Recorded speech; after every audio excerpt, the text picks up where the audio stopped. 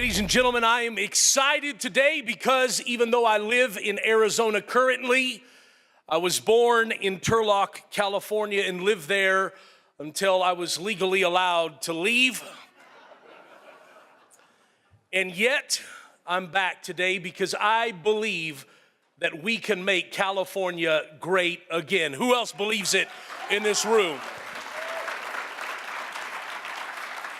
You see, in 2008, we made an egregious error as a nation when we elected a man upon a mantra and a motto, yes, we can. Unfortunately, we never asked him to finish the sentence. Yes, we can what? Shred the Constitution? Allow Hollywood to dictate the morals of our society, allow our young people to be torn apart at Planned Parenthood. Yes, we can. Well, I'm glad that in 2016, America delivered a message to the world, no, we won't, when we elected Donald Trump into the White House.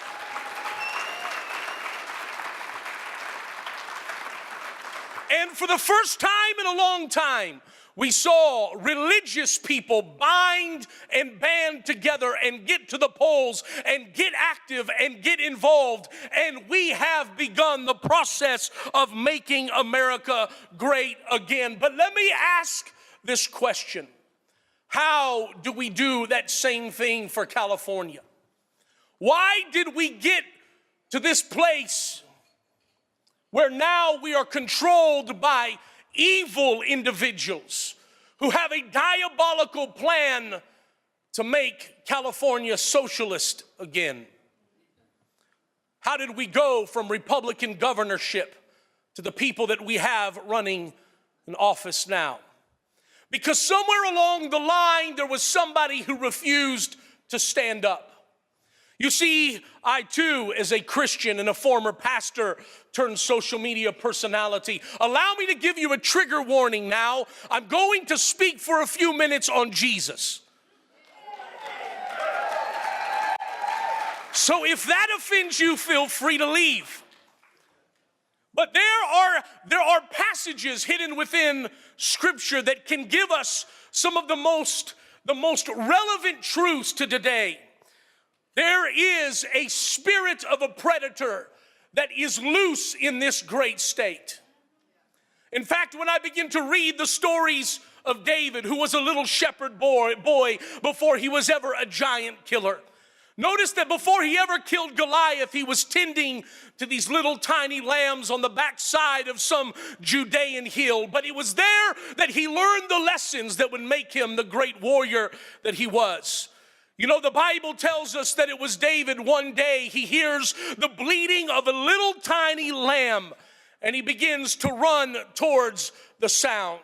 He does not remain passive or uninvolved. He is not a bystander in the situation. He has probably thousands of sheep under his care, and yet when he hears a mere lamb beginning to bleat, he understands and sees as he sees the lion, and on another occasion a bear crossing the horizon, trying to attack this little insignificant lamb, that he doesn't even pick up his slingshot, but rather the Bible records that with his bare hands, he killed the lion and the bear.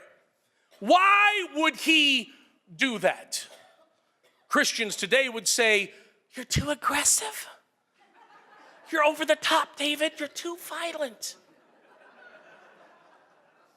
Why would he risk so much for what was so little? Because David understood the spirit of a predator, and he understood that one little insignificant lamb today will give that predator the right to come back over and over and over again. Ladies and gentlemen, we did not lose this country and this society and this culture overnight, but it was because somewhere along the way we begin to let the liberals and their ideologies push into the schoolhouses and into the church houses and into the courthouses. Well, I've come today because I believe that in this room there are people who are ready to take a stand and say, we will not let that happen any longer.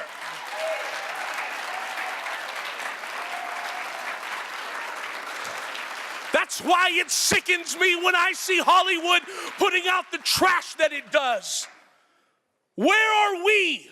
Instead, we stand, as the Bible would tell us, there is a Dead Sea.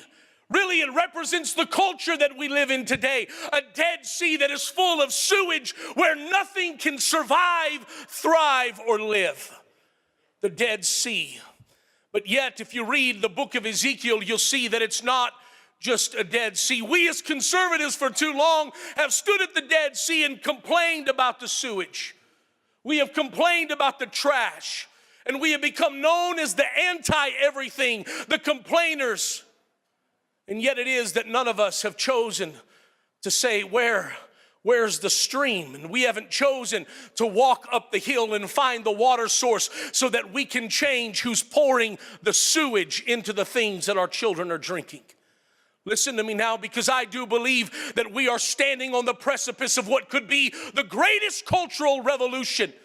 You're seeing it with speakers today like Charlie Kirk and Candace Owens and Zoe, who are doing such incredible things to this generation. I would challenge you today to support their efforts. Now listen, the 3 Hebrew boys give us an example. And I'll be frank with you. I was a pastor pastoring a church, doing the television thing, thinking that somehow, maybe one day I would be one of those men standing up there with poofy white hair on TBN and gold Rolexes preaching to, I think you know what I'm talking about. And then somewhere along the way, I noticed that on issues like abortion and issues that are culturally relevant, where millions of babies are being slaughtered, the church has been silent. Can I be honest with you? I think it might be the skinny jeans. I think the fact that so many pastors today have worn skinny jeans for so long, it has squeezed every bit of testicular fortitude out of them that they ever had.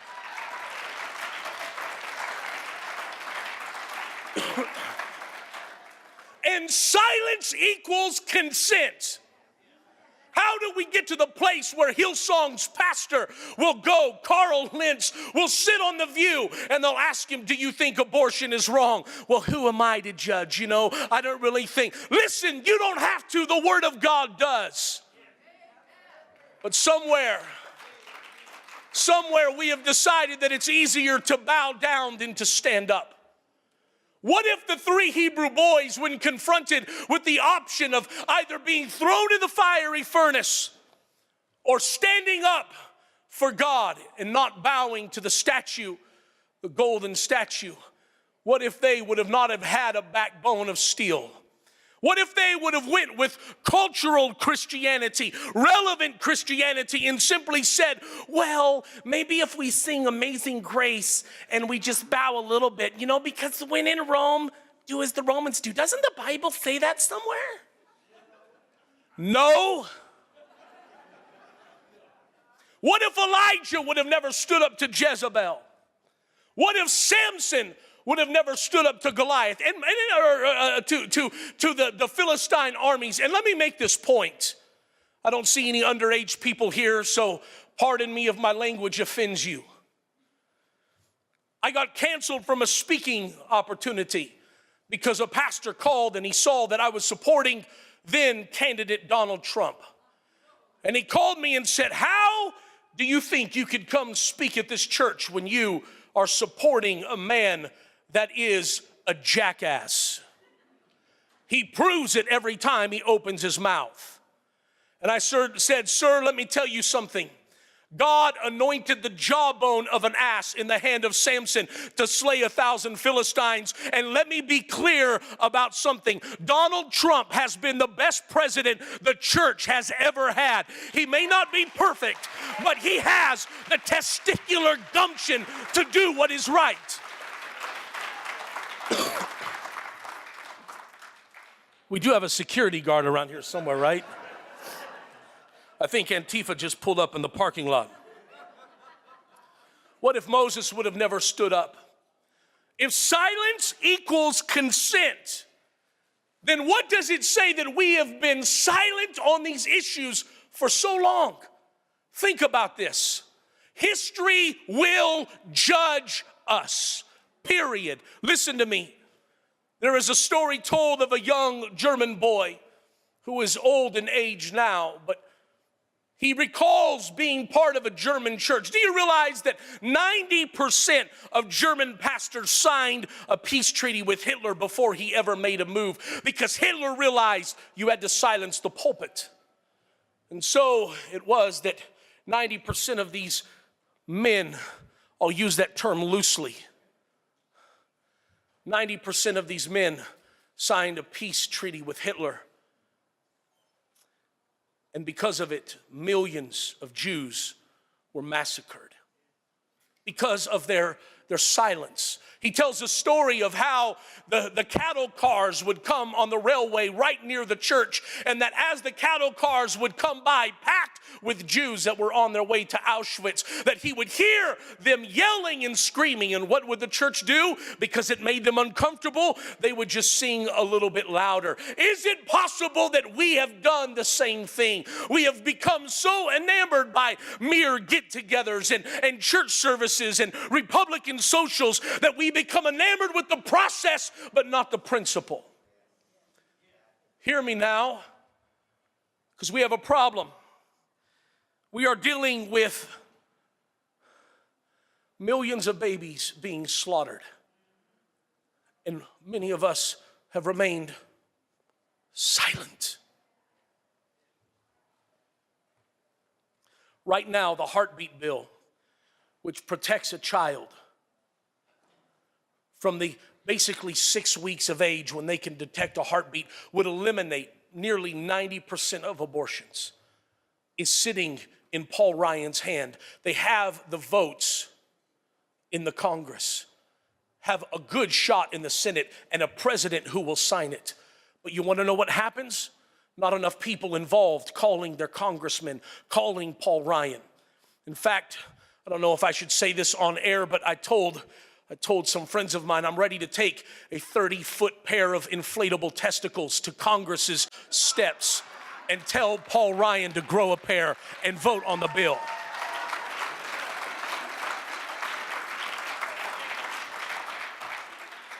The same spirit that came after the Jews and said that they were not people, the same spirit that was behind slavery and said that black people were not actually people, is the same spirit that is behind telling us that these little babies are not people. I'm asking you today, are you going to stand there cowardly in silence? Or in this hour, will you be emboldened to lend your voice to somebody that does not yet have one? May I close on this one last topic. I'm sick and tired of them thinking that they can come for our guns. Listen to me now. I'm sick and tired of these Hillsongy, Carl Lindsay kind of guys that say that we should not own guns because it's violent as Christians. Listen to me. God himself gave his angels weapons because he understood that you do not defeat evil by tolerance and understanding.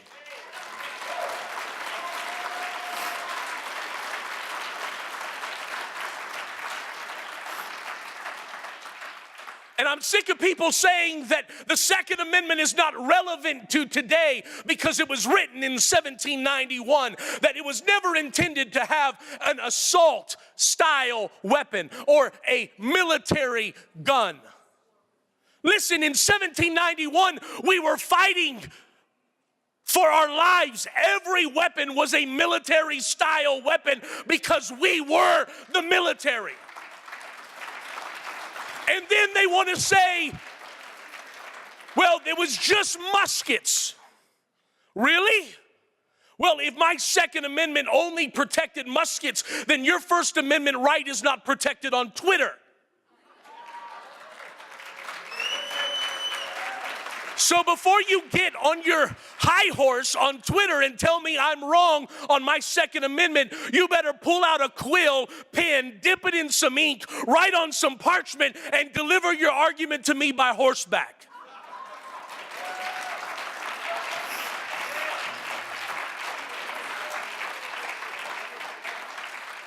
And now we have a bunch of Tide Pod eating, safe space snowflakes that think that they're gun control experts.